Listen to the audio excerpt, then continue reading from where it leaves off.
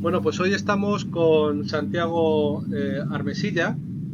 Santiago es licenciado en Ciencias Políticas y doctor en Economía por la Universidad Complutense de Madrid. Tiene 39 años, es de Madrid, aunque actualmente no vive en Madrid, y es miembro de la revista La Razón Comunista. Y además es youtuber, o tiene un canal de YouTube con su propio nombre que se llama Santiago Armesilla, como él, ¿no? Yo entré en contacto con Santiago a raíz de la presentación del Jacobino en Madrid, donde él, bueno, expuso muy claramente que él opinaba que había que salir del euro. Y por eso entré en contacto con él y es la razón por la cual hoy le hemos invitado. Muchas gracias por aceptar la invitación, Santiago. Bueno, muchísimas gracias a ti por invitarme. Fue la verdad es que un placer coincidir contigo en la presentación del Club Jacobino. Y bueno, el vídeo de la intervención que tú has mencionado es un vídeo que en principio se grabó porque no se esperaba que yo fuera a Madrid a participar en el acto, pero por motivos laborales y académicos tenía que estar en Madrid, así que pues de paso estuve por allí y conocí a bastante gente pues que tenía que conocer y que no conocía y tal. Yo no soy miembro del Jacobino por motivos personales y de otro tipo, ideológicos incluso, pero en lo que es el modelo de Estado pues coincido con ellos y bueno, y por eso les mandé ese mensaje de apoyo y estuve presente allí. Muy bien. Bueno, pues por circunstancias de la vida hemos coincidido y te voy a hacer las dos preguntas que hago a todos los invitados, que son dos. Uno, ¿por qué crees tú que hay que salir del euro? Y dos, ¿cuál crees tú que sería la mejor manera de que España saliera del euro? Tienes todo el tiempo que quieras. Son dos preguntas complicadas porque no se pueden responder fácilmente. Lo que yo sí te podría decir es que nuestra entrada no ya solo en el euro, sino antes incluso en la Comunidad Económica Europea, supuso para la nación española aceptar una subordinación económica, política, geoestratégica y cultural frente al eje franco-alemán y cada vez más a Alemania, que ha supuesto pues prácticamente convertirnos en una suerte de dentro de lo que es la División Internacional del Trabajo dentro de la Unión Europea, en una suerte de gran hotel turístico para los turistas del resto de Europa Occidental, del resto de la Unión Europea, particularmente alemanes también, etcétera. Para poder entrar en la Comunidad Económica Europea, España, además de pasar de la dictadura franquista a la democracia coronada, tuvo que desarrollar un proceso de liberalización de su economía, terciarización y desindustrialización que fue iniciada ya en el franquismo, pero completada de una manera rotunda por los primeros gobiernos del PSOE, de Felipe González. Alicia Melchor Herrera, en nuestra revista La Razón Comunista, tiene un artículo extenso que explica y describe la cantidad de empresas estatales que fueron privatizadas por el PSOE. Más de 60 empresas. Y el desmantelamiento del INI, del Instituto Nacional de Industria, y de otros organismos de planificación. Que bien es verdad que eran organismos públicos estatales de una dictadura militar de derechas, pero que en una coyuntura hipotética, que nunca se dio, pero bueno, en una coyuntura hipotética de revolución proletaria o de parecida a la que hubo en Portugal con la revolución de los claveles, esas empresas estatales podían haber pasado a control obrero, mientras que lo que ocurrió fue que las izquierdas, la socialdemócrata y la comunista, pactaron una transición que nos llevaron a una liberalización de la economía tremenda y a la situación de servidumbre y de subordinación a la que estamos ahora. El euro ha supuesto básicamente la puntilla de ese proceso, porque ha implicado que España carezca de soberanía monetaria para poder controlar su déficit presupuestario y controlar pues su liquidez. Y que, por tanto, dependamos de lo que diga el Banco Central Europeo, que ha establecido el euro a imagen y semejanza de lo que fue la potencia del marco alemán de la República Federal de Alemania, no de la Alemania unificada, porque esto ya nos da para otro vídeo si quieres, pero habría que hablar de cómo fue el proceso no de reunificación, sino de asimilación cual parásito de la República Federal Alemana, de lo que fue anteriormente la República Democrática Alemana, que aunque en lo que fue la RDA se vive mejor que muchos países de Europa Oriental o del Sur, sin embargo el nivel de vida es mucho más bajo que respecto a lo que fue la República Federal Alemana. Pues bien, el euro nos dejó sin soberanía monetaria y España es un país que, aunque se puede manejar a nivel diplomático todavía, es prácticamente un país, yo diría incluso que semiperiférico, que carece de soberanía política y de independencia económica y de capacidad para reindustrializarse. Porque al no tener control sobre nuestra moneda, al no poder tener control sobre nuestros bancos y al no tener industria, y quiero recalcar esto, porque tu pregunta creo que lo amerita, si el euro es simplemente la puntilla de un proceso mucho más largo de liberalización y desindustrialización de nuestra economía y de terciarización de nuestra fuerza de trabajo para su inserción en la Unión Europea, la División Internacional del Trabajo y el Acuerdo Schengen, aprovecho para decirte que estoy en contra del Acuerdo Schengen, pues el euro es simplemente un instrumento más de subordinación política y económica de España a lo que es esa gran aspiradora de recursos humanos y materiales no orgánicos, que es Alemania, el Estado alemán, que es el lugarteniente de Estados Unidos en la Unión Europea. Esa sería, digamos, mi respuesta a la primera pregunta. Es decir, España requiere, como diría Marcelo Gullo, una insubordinación fundante que para ser exitosa requiere la salida de la Unión Europea y del euro y del Acuerdo Schengen e incluso de la OTAN. Esto sin negar, por supuesto, que tengamos que tener las mejores relaciones comerciales, diplomáticas y de otro tipo posibles con el resto de estados de Europa. Es decir, de la misma manera en que el Reino Unido lo tiene. ¿Cómo se tendría que realizar esa salida? Bien, hay que tener en cuenta que es probable que en el caso español, a diferencia del británico, porque ellos tienen la Commonwealth y tienen el apoyo de Estados Unidos y de todo el mundo anglosajón, pues la experiencia pueda ser un poquito más difícil. Sin embargo, creo que nosotros, no solos, porque esto es imposible hacerlo solos, creo que nosotros podríamos ir construyendo y tejiendo redes, sé que es algo difícil, pero es algo que hay que hacer, en un sentido iberófono, es decir, en un sentido de reconexión con Iberoamérica y con los países de nuestra comunidad histórica en África, en Asia y en Oceanía, y esa comunidad histórica no solo la hispanoparlante, sino también la lusoparlante, y creo que ese tejer redes para una suerte de alianza comercial, diplomática, tecnocientífica, a gran escala, como puede ser la iberofonía, que serían 800 millones de personas, una treintena de estados en los 5 continentes, y la posibilidad de hablar de comunicación de 2 lenguas, el español y el portugués, que son las 2 únicas lenguas mutuamente intercomprensibles a gran escala global, es el único caso que existe en el mundo, sería el sitio donde tendríamos que ir.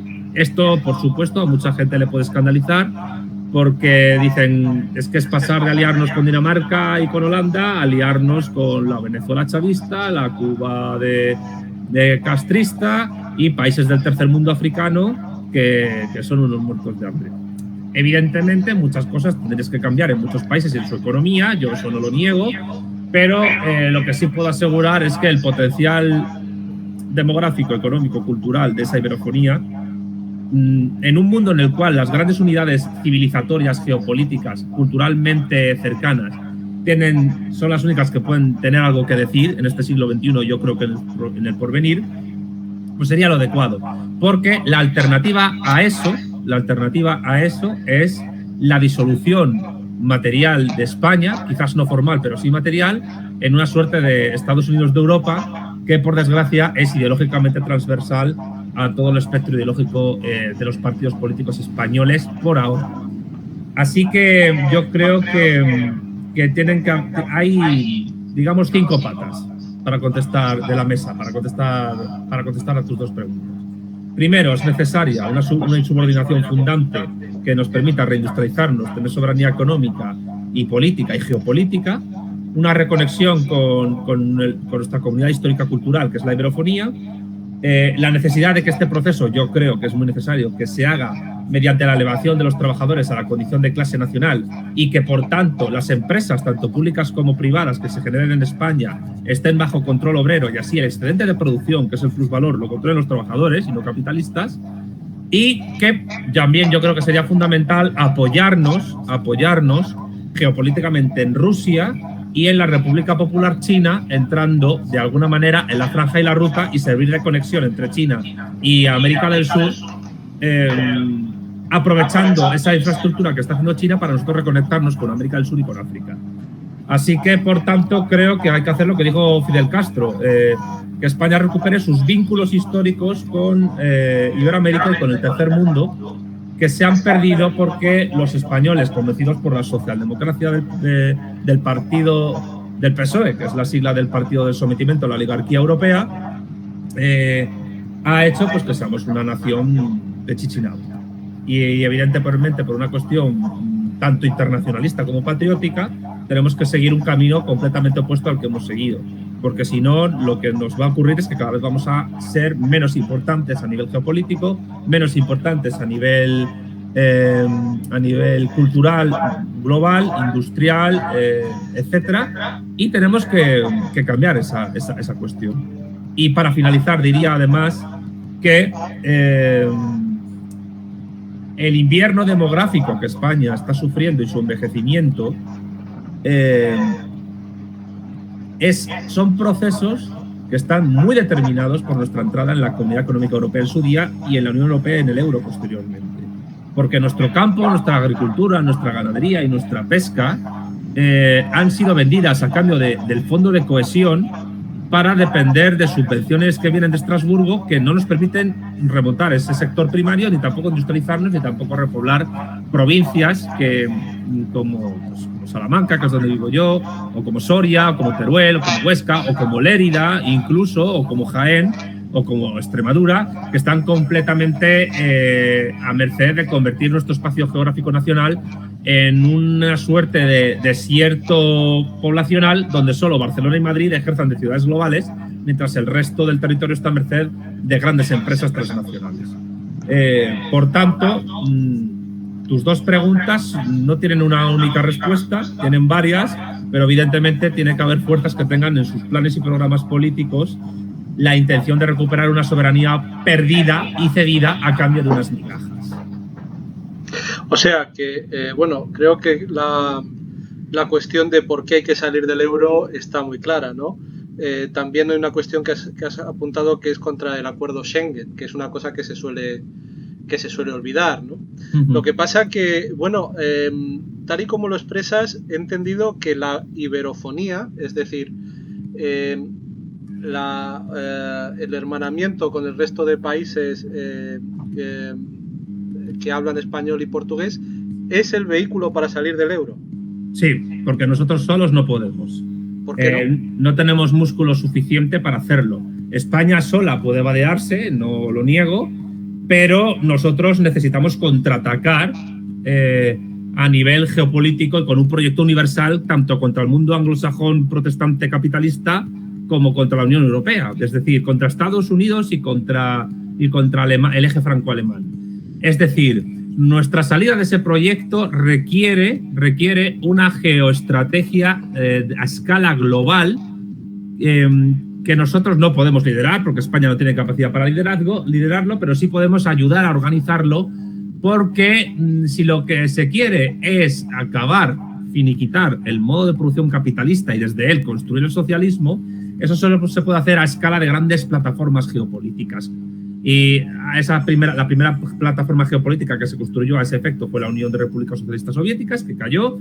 La segunda, que está a punto de convertirse en primera potencia mundial, es la República Popular China, que no es meramente un Estado-nación, es un Estado-civilización.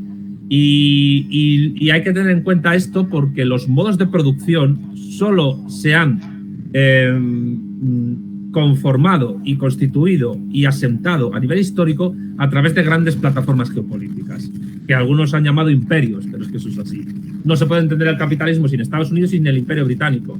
No se puede entender la transición mercantilista entre el mundo feudal y el capitalista sin el Imperio Español y el portugués. no se puede entender el feudalismo sin el Imperio Carolingio. Y no se puede entender el esclavismo sin el Imperio de Alejandro Magno y sin el Imperio Romano. Por tanto, sin tener que esperar a que China haga todo el trabajo, creo que España lo que puede hacer, lo que podemos hacer desde la parte de España, es ayudar a que los témpanos flotantes del mundo que naufragó con la derrota del Imperio Español por parte del Imperio Británico se reconstruyan, no para volver al Imperio Español, porque eso no tiene ningún sentido y es una estupidez, sino simplemente para construir algo nuevo que tenga un enfoque socialista. Algo que desde el latinoamericanismo se intentó hacer en el siglo XX y XXI, con la derrota del ALCA, el Mercosur, la UNASUR, la LAD y CELAC, y que yo creo que hay que ampliarlo porque el latinoamericanismo tiene limitaciones. Limitaciones porque se centra solo en el continente americano y hay que contar con población culturalmente homogénea de los 5 continentes. No para minar la soberanía de las naciones tipo Venezuela, Brasil, Angola, España, etcétera, sino para establecer una alianza programática conjunta. Es decir, hay que mirar a gran escala. Y la salida del euro y de la Unión Europea que hizo el Reino Unido, bueno, nunca estuvieron en el euro, solo se ha podido hacer porque ellos tienen un proyecto globalista alternativo al que existe, que es el anglosajón. Y esa plataforma anglosajona, aunque el Imperio Británico cayó, sigue existiendo. Nosotros tenemos nuestra propia plataforma, pero es una plataforma dormida, atacada, que está en proceso de descomposición cada vez mayor y tiene que ser recuperada desde fuerzas políticas a un lado y a otro del Atlántico y también en territorio africano y asiático y oceánico. Es decir, cuando yo propongo salir del euro, de la Unión Europea, no solo estoy proponiendo una salida para España.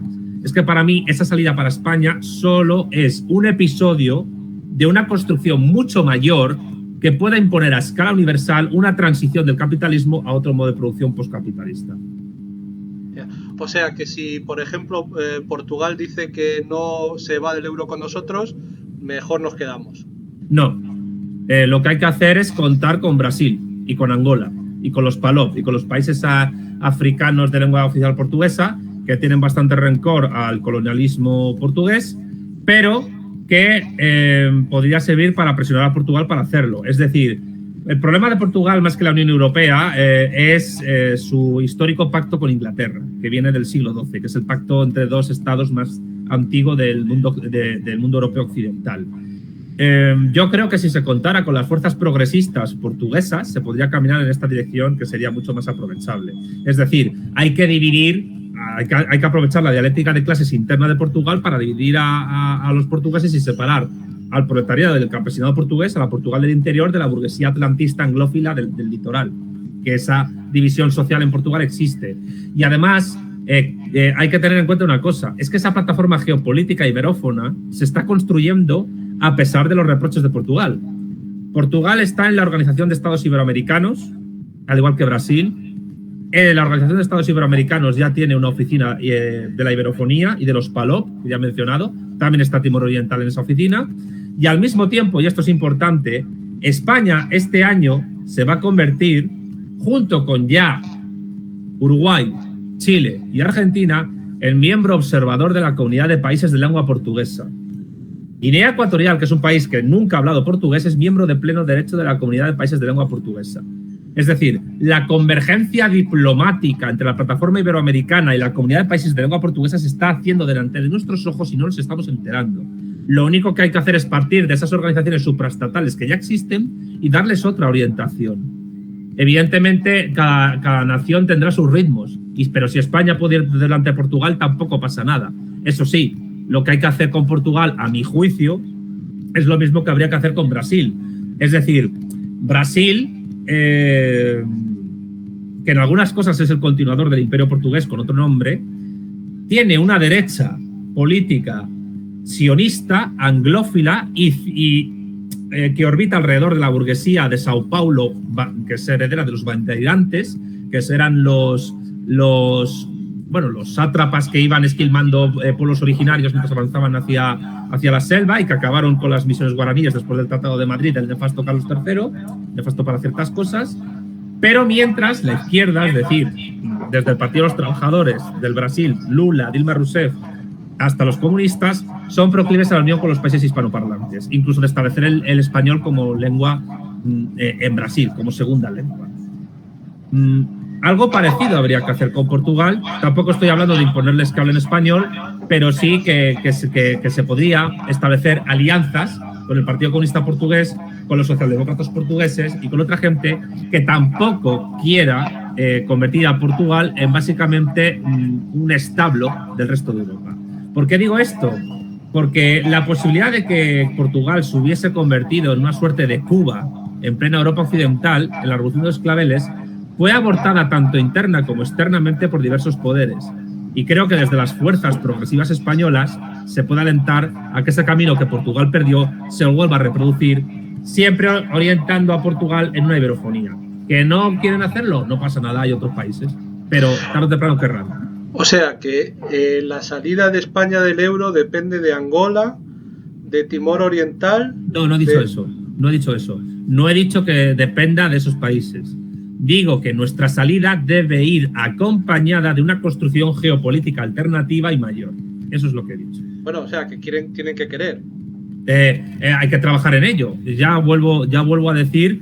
La pregunta puede ser, ¿no habría que salir del euro primero para construir esa iberofonía? Es decir, plantear que esa construcción que tú estás planteando, que me parece muy legítima, ¿no sería una consecuencia de la soberanía española?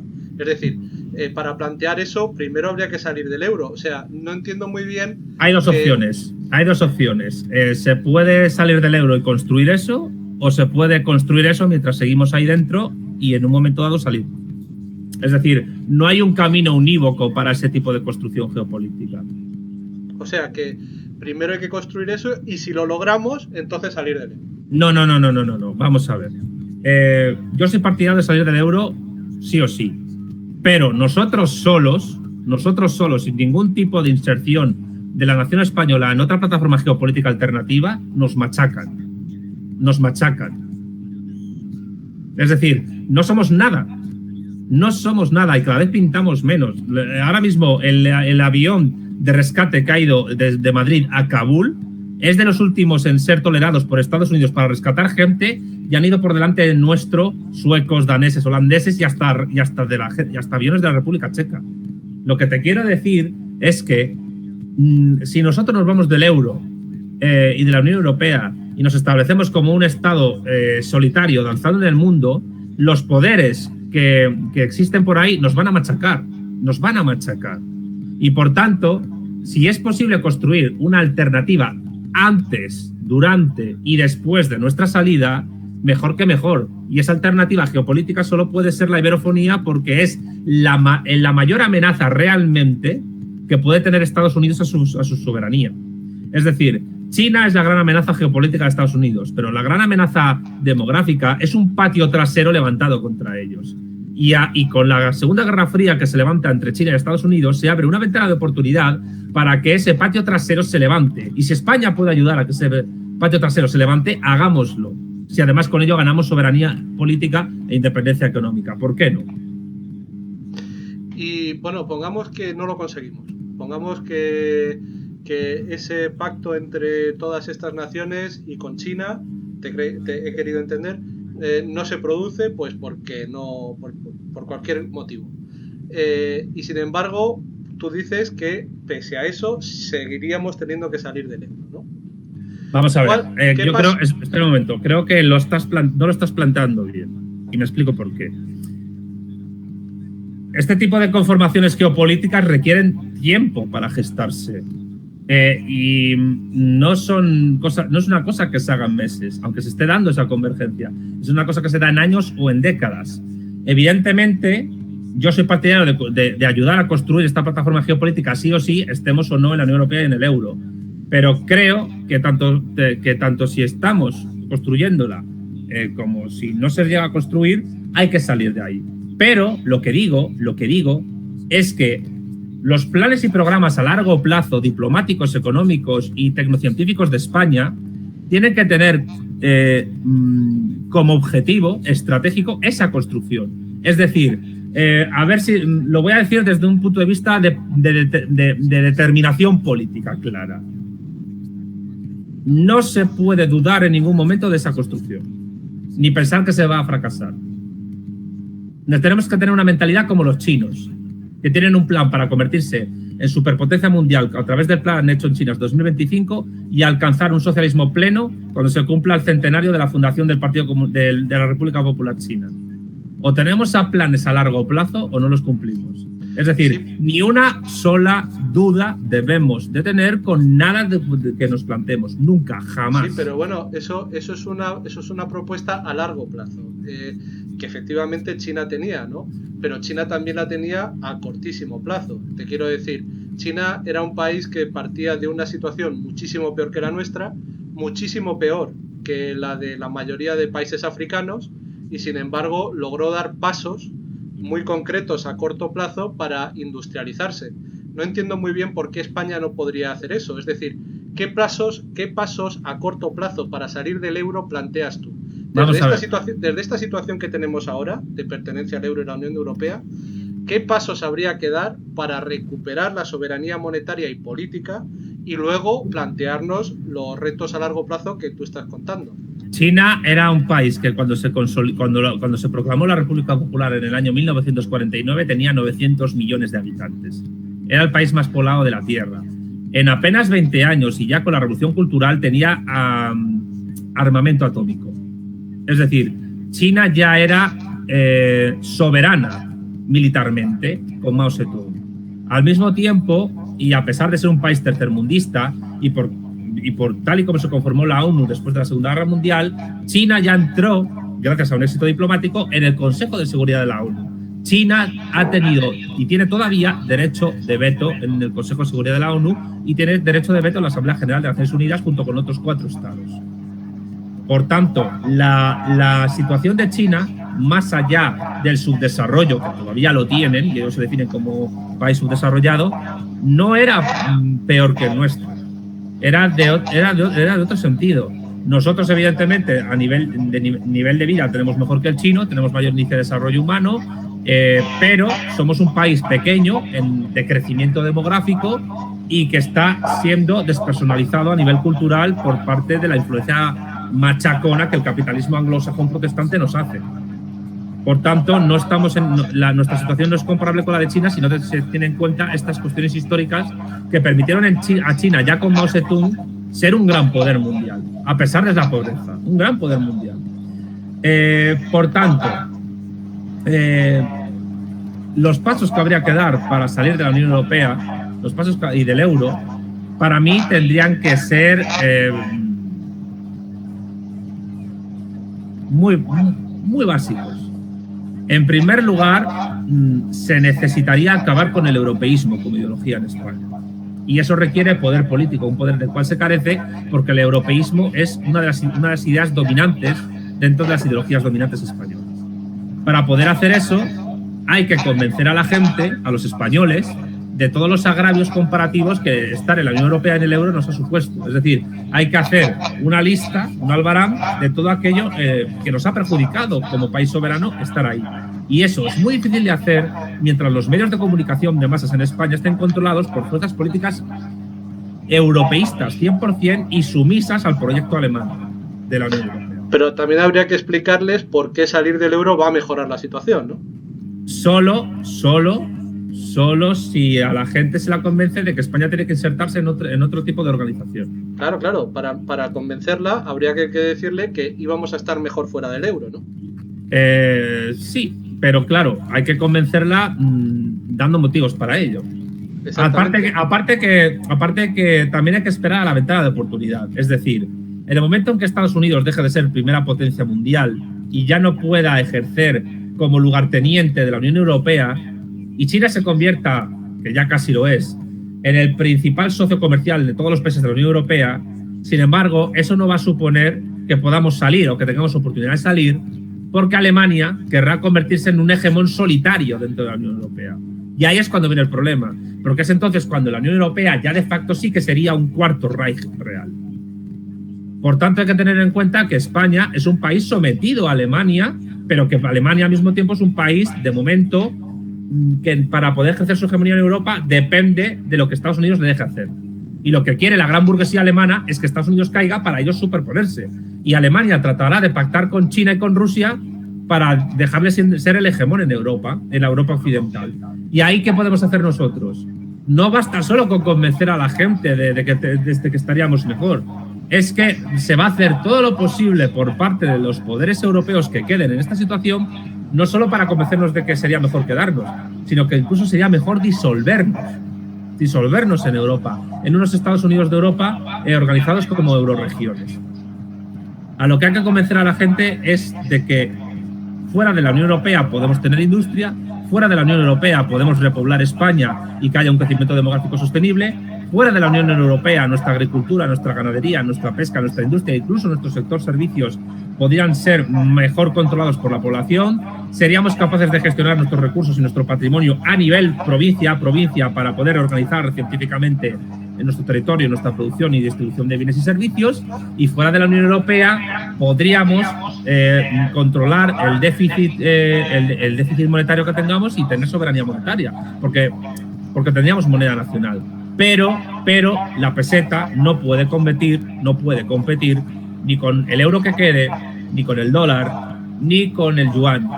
Entonces hay que pensar quizás en insertar a España en otro proyecto, en otro tipo de proyecto que también le plante cara a unos Estados Unidos en decadencia.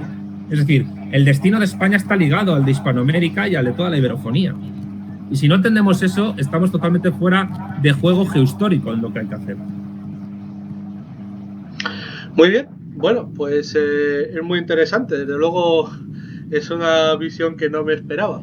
Pero efectivamente has puesto encima de la mesa un montón de cuestiones. La iberofonía en los 5 continentes, la iberofonía como competidor del bloque de Estados Unidos y europeo, y el gran pacto de esa iberofonía con China. Y con Rusia. Muy bien, bueno, pues muchísimas gracias por tus reflexiones y bueno, seguiremos en contacto. Sí, yo te agradezco que me hayas dado la oportunidad de charlar contigo de estos temas.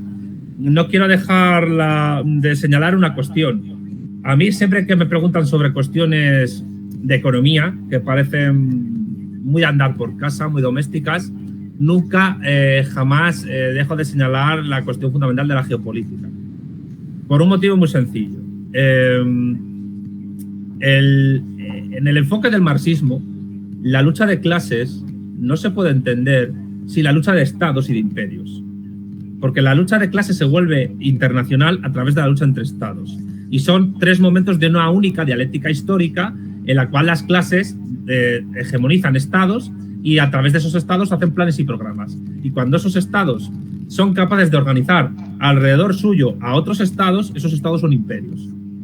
O sea, hay una red de estados en la cual hay una metrópoli y un hegemón. Eso es un imperio. Y en esos imperios hay clases dominantes que tienen sus planes y programas a largo plazo. Por tanto, ¿hay que explicarle al trabajador de a pie qué ganaría al salir del euro? Por supuesto, sí. Hay que explicarle que necesitamos industria porque eso permitiría... Necesitamos soberanía monetaria, necesitamos reindustrializarnos, crecimiento demográfico, repoblar España, necesitamos emplear a la gente en trabajos que suban los salarios y entre otras cosas, que tengamos hijos para que produzcan, distribuyan y consuman.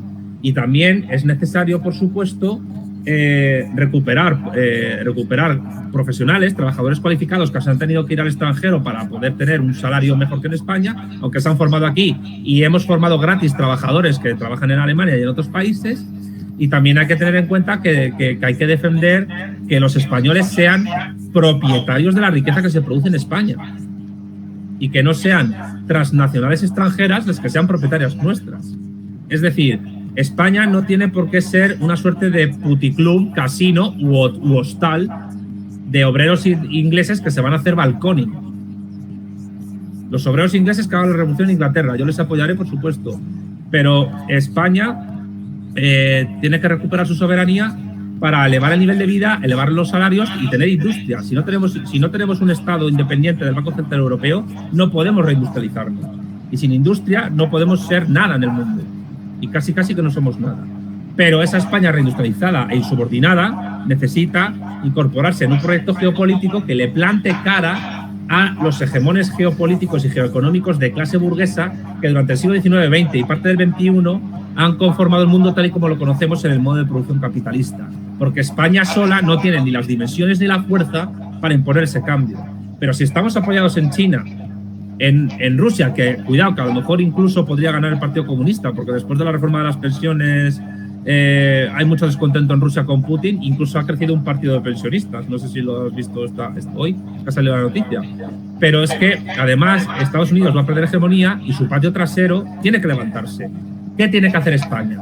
Tiene que ayudar a ese patio trasero a levantarse. Y si en esa ayuda nos podemos unir a ellos para generar algo histórico de impacto universal, entonces merecerá la pena que partamos de querer subir el salario de un trabajador en Soria o de un agricultor en Soria para al mismo tiempo insertar a ese trabajador y ese agricultor soriano en un proyecto universal político como los que fueron los socialistas y comunistas del siglo pasado. Por tanto, yo quiero insistir en esto. En mi explicación de los fenómenos siempre se conecta lo particular y lo mundano, lo meramente laboral, con proyectos universales. Si no tenemos proyectos universales políticos, no podemos transformar el mundo. Es imposible. Muy hegeliano eso. Sí, y muy marxista, y muy leninista, y sí, muy soviético. Hegeliano, marxista, leninista y soviético. Sí. Bueno, y he entendido que entonces recuperar la soberanía monetaria para luego meternos en otra moneda que compartamos con otras naciones. Es decir, que la moneda que recuperemos después de salir del euro tendría que ser compartida también. Hay varios modos de compartir ese tipo de moneda. No tiene por qué ser una moneda física. Los países pueden conservar sus monedas nacionales, pero podría existir una serie de criptomoneda o moneda digital compartida por los estados que sirva como mercancía de cambio de bienes y servicios a escala global. De hecho, ya se están ensayando ese tipo de criptomonedas desde estados que permitan comerciar más fácilmente con otros. El criptoyuan, por ejemplo, va a ser una moneda china, evidentemente, pero también va a servir de moneda de cambio a nivel global. Los Estados Unidos quieren hacer lo mismo con una suerte de dólar digital. La cuestión es que hay que plantear alternativas a eso. Bueno, efectivamente parece que ese tema nos daría para muchas otras discusiones, lo de las criptomonedas, las monedas como mercancía. Yo no sé muy bien si se puede entender el dinero como mercancía. Según Marx en El Capital, el dinero, la moneda, es la única mercancía producida públicamente por el Estado que puede mensurar el valor de las demás.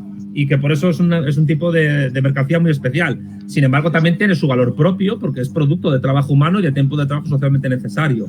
La cuestión es que las criptomonedas hasta ahora, el Bitcoin, etcétera, muchas han sido ensayos de monedas estatales que se iban a hacer después.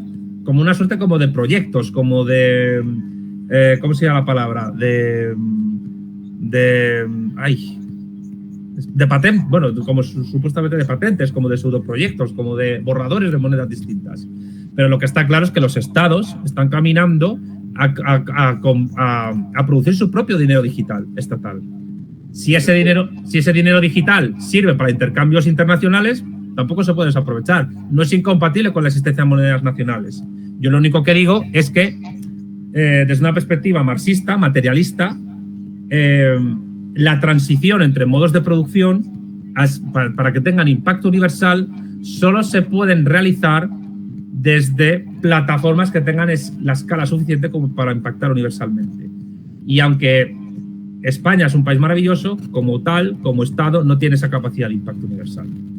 Bueno, habría que ver si efectivamente Marx hablaba del patrón oro, que ya no existe, ¿no? Desde el 75. Entonces, la moneda ya no es una mercancía y ya no tiene ningún valor intrínseco porque ya es digital, son tecleos informáticos en el Banco Central. Así se crea la moneda ya. Es decir, no es que sean las criptomonedas, sino que las monedas son apuntes contables, no son una mercancía y no conlleva trabajo crearlo. Se crea absolutamente de la nada y no tiene ningún respaldo ni en el oro ni en la plata. Es decir, con un matiz. Esa conformación del dinero digital no deja de ser una continuidad del papel moneda, que es dinero fiduciario, evidentemente, pero aún así el papel moneda y el dinero fiduciario como base histórica de conformación la tiene el valor anterior de las monedas que se hacían a través de metales. Es decir, que sirve como base histórica sobre la cual se ordena. Evidentemente no es lo mismo, pero tiene esa base histórica. No, la base histórica son apuntes contables, que son los apuntes contables de la arcilla, que se hacían sobre tablillas de arcilla. No, pero eso es mucho antes. Eso es mucho antes. Pero los tablones de arcilla no eran todavía moneda. Claro. El patrón oro se basa en apuntes contables originarios. No, pero bueno, esto nos llevaría... Pero un matiz, un momento. Yo no estoy hablando solo de dinero, estoy hablando de moneda. La moneda como tal, como institución histórica, existe en el momento en que sea un talón de arcilla o más, unos metales, cobre, plata, oro, tienen un sello de un Estado. Y un sello de Estado que puede ser en un inicio la cara de un monarca. Es entonces cuando la moneda surge, simplemente. Cuando la moneda sirve para pagar impuestos al monarca que crea el dinero de la nada. Pero bueno, eso no nos de la llevaría... nada, pero bueno. Sí, de la nada, apuntes contables en una nada se crea de la nada. Nada se crea de la nada. El dinero sí, porque son apuntes contables. No, nada se crea de la nada. Ni el dinero, ni la moneda, ni nada. O sea, ni el alma, el alma no existe. Parménides de Lea ya lo decía esto. Bueno, Santiago, muchísimas gracias por tus reflexiones y efectivamente esto nos llevaría a terrenos muy lejanos, pero bueno, creo que tu mensaje ha quedado claro. ¿Quieres añadir algo más sobre la salida del euro? No, simplemente invitar al debate y a la reflexión sobre estas cuestiones y agradecerte una vez más tu generosidad, el tiempo que me has brindado para tu canal y también pues tu simpatía, ¿por qué no decirlo? Bueno, muchísimas gracias. A ver si nos vemos en persona pronto. Vale, fenomenal. Estaré encantado. Un abrazo. Cuídate. Chao.